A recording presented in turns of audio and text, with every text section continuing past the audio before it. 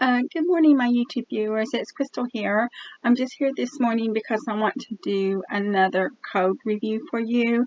And basically what I'm doing is I've got a time series analysis. Well, I've got a time series data set where it's just the cost of waste. So basically it was for a nonprofit organization and I collected this data. And it's for the cost of waste, cost of how much it picks up, how much it costs to collect the rubbish, really, because someone has to pay for that. And so that's what the time series data set is all about. And so it's not a sickness record, it's a waste record.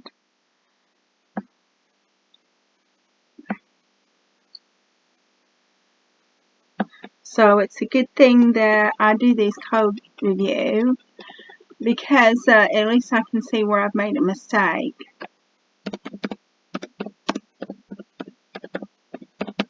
So there we go. We cleaned that up. So it concerns the waste invoices in a nonprofit organization. It's not the sickness. So the first thing we want to do is we want to import our libraries. We have created this program in Google Colab, which is a free online Jupyter notebook. And I use Google Colab a lot, Google Colab and Kaggle. Okay, and I'll continue using that until something better comes along. So we import our library. So we're going to import Pandas, which is a data processing library. And apparently I got a message saying that there is a certain function in Pandas that is deprecated, and the way you get away from that deprecation is you have to put this code in here. So I just put that code in there. I don't even know if I've used it, but in order to clear the warning, the deprecation warning, I put that code in there because that's what they said they wanted you to put in there. And then we import NumPy as MP, and what that is that is a numerical computation library, and it also creates NumPy arrays. We import Math, which is an inbuilt library in Python that enables you to carry out mathematical computations. We're going to import Stats Modules, which is a library in Python for statistics. We're going to import Matplotlib, which is a graphics library, and Seaborn, which is a higher level graphics library written on Matplotlib. And we're also going to import warnings, and we've got warnings.filter warnings ignore. So I don't have a lot of experience with warnings, but that's just what I was told you're supposed to do. And now we're going to read the file. I'm not going to upload this file into Kaggle, and the reason why is because just because I don't really want to comment on why I'm not going to upload it into Kaggle.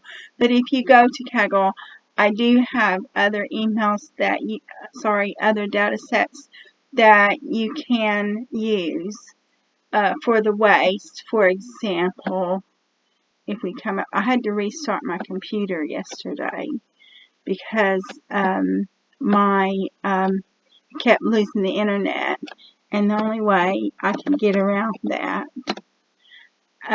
was to restart my computer, which I don't like to do because whenever I do that, I lose everything I've been working on. But if you go into Kaggle, you see it says Waste Cost Trust. Now that's a similar data set, so you can use that and then just use one of the columns, because on that particular one it has two columns. One column's for the weight, and then one column for the cost. So you can just remove the weight column, and then if you remove the weight column, then you got a data set similar to what I'm using. But I just made the personal decision not to upload that data set onto Kaggle. So TS equals PD.readCV, and then that's the data set in my drive. df equals ts.copy, and then df. So df is what we're going to be working with. Then I have to configure the dates and the price, and the reason why is because I did it in Excel, and when I do it in Excel, the dates in Excel are not compatible with the dates in Python. But I guess what I could do is when I'm doing the dates in Excel, I suppose I could format it to more of a Python date. I might try that next time, but it didn't do it on this particular one, so that means that the date is a string value, and so because the date is a string value, I have to separate the strings. So this is just the code to separate the strings. And then also, like the pound value, it had commas in it. The invoice had commas in it, and obviously Python won't accept the commas, so you have to remove the commas, and so I had to remove the commas as well. So that's what I had to do just to get the data prepared so it could be usable in the time series analysis and forecasting. So now what we're going to do is we're going to convert the date time, make index a date, and drop unnecessary values. So df month year equals PD to date time, df month year, and then ts equals df copy. So ts is now, then df index equals PD to date time, df month year, df.index equals df month year. So I'm not sure exactly why I did that. I think it wasn't working very well. So we did it twice just to be on the safe side. But I imagine you wouldn't need the df index equals df month year, but obviously I put it in there, but probably it isn't necessary. And then df drop month year. So after we made the month and the year the index, then we're going to drop it. And then ts.drop month year, axis equals 1 and place equals true. So we're going to drop that from the ts as well. And then we got our shape. So on the df shape, you've got 75 with one column. And then on the ts shape, you've got 75 with two columns, because you're not getting rid of the month year on ts. So now we're going to plot it. You can see in this particular graph, we've got seasonality, but we don't have any trend. And you can see that it goes up and it goes down.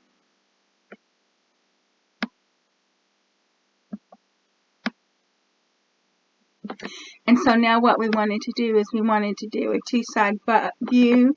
So we have inserted code in here so you can do a two-side view of that as well. So now what we're going to do is we're going to check for autocorrelation. And what that does is that just tells you if the time series is correlated to each other. So that's your autocorrelation. Now we do a seasonal decompose where we decompose the time series. So this is, you've got the observed time series, and then you take out the trend, and you can see that the trend, it goes to a dip in the middle of it, and then it goes up. And that's partly due to the fact that this COVID was part of this. COVID occurred during this event, and so they had a lot more rubbish that they had to collect because of COVID, because of masks and PPE.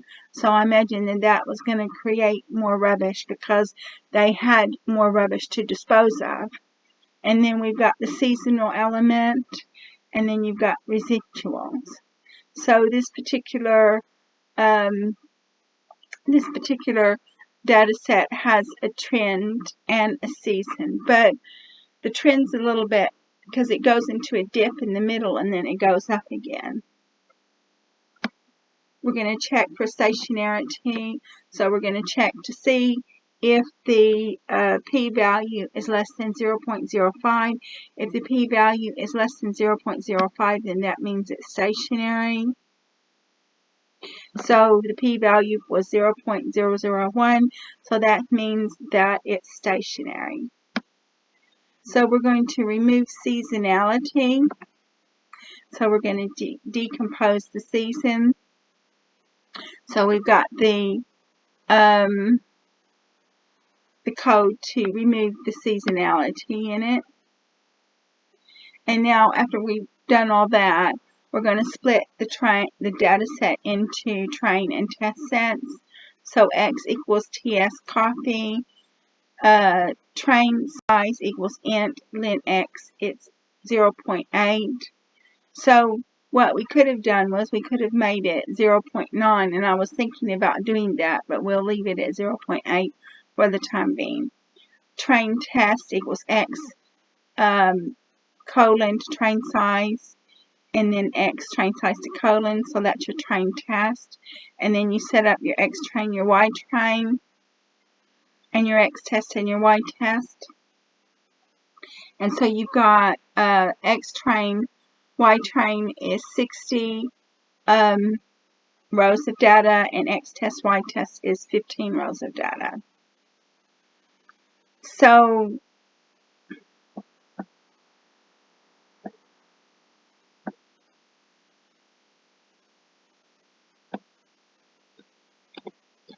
what I might do is I might just make it 90% just to be on the safe side.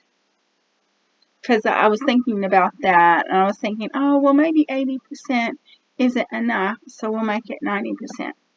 So we're going to do simple average. So this is your code for your simple average. And you can see that the simple average is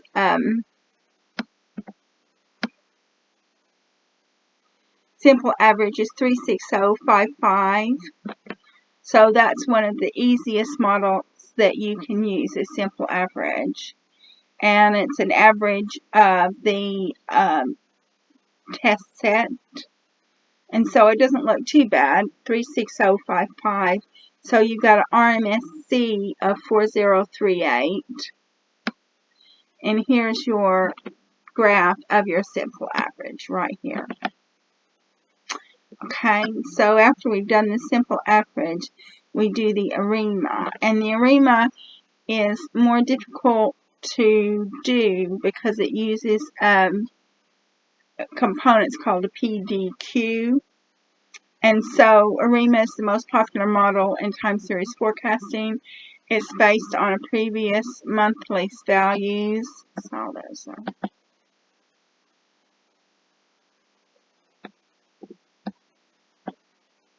and Arima has three components. AR is your auto regression. P is order of AR. MA is moving average. Q is order of MA. And integrated is differencing. And D is order of I. The primary assumption of Arima is to make it a time series. So what I had to do was, it was sort of like putting it on a grid, really. So what I had to do was I had to, in order to find out what the PDQ value was, I had to define the PDQs and define PDQ combinations and get the length of the PDQ. And the length of the PDQ was 128. And then we saw the PDQ combinations. And then we had a for loop. And then when we had the for loop would go ahead and set up a model and a prediction. And then what it would do is it would, for all 128 PDQs, it would go through all of the 128 PDQs, so you could see the order. And then I had to convert it to a data frame. So I had to convert order in RMSC to a data frame, and in order to get order in RMSC to a data frame, I had to make an extra column called temp and call it 1. And then I had to merge the two data frames together on temp, and then I had to drop temp and then to get the results, which was very interesting because I was having problems merging it. And I looked on Stack Overflow, and Stack Overflow said that's the way that you get around it. If you want to merge two data frames together, you have to actually add a column calling it temp and giving it a value of 1 just to merge them two together. And then so we had to check the minimum RMSE is np.arg min, and then the results of 0, y, so that was your y, 0_y.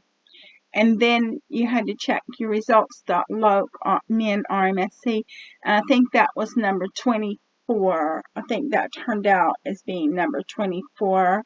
And then so when you checked at number 24, it said that the value was 000, because what you're looking for is you're looking for the minimum RMSE. And so the minimum RMSE was a PDQ value of 000. So we did our model again, and our y-hat with the PDQ in it, and of 000, and then we fit it. And then we had our y-hat, which was the prediction. So you can see the prediction here. And so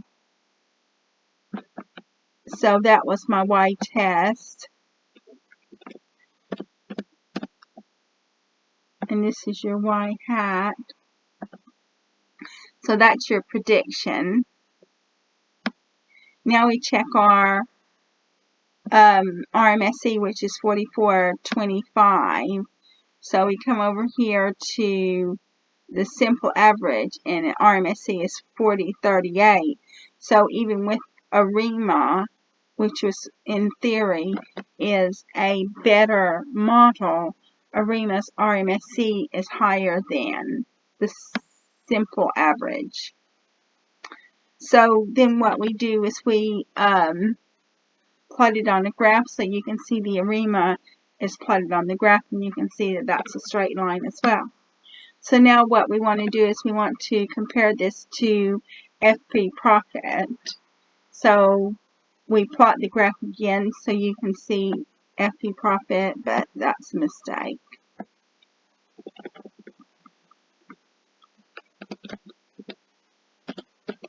So that's your waste.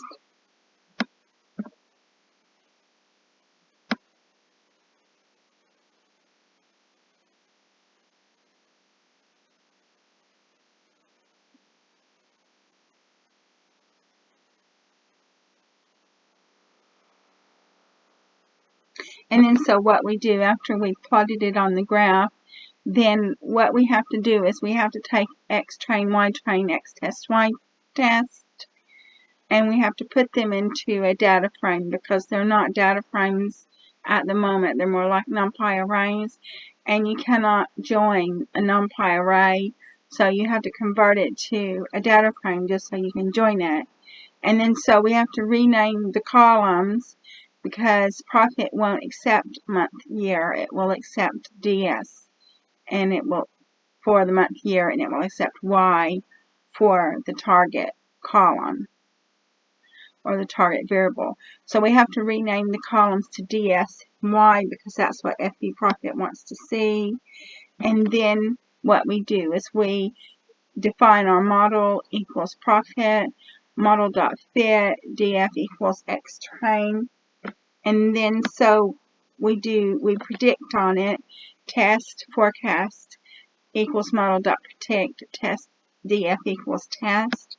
So you can see that, and then so we plot it on a graph.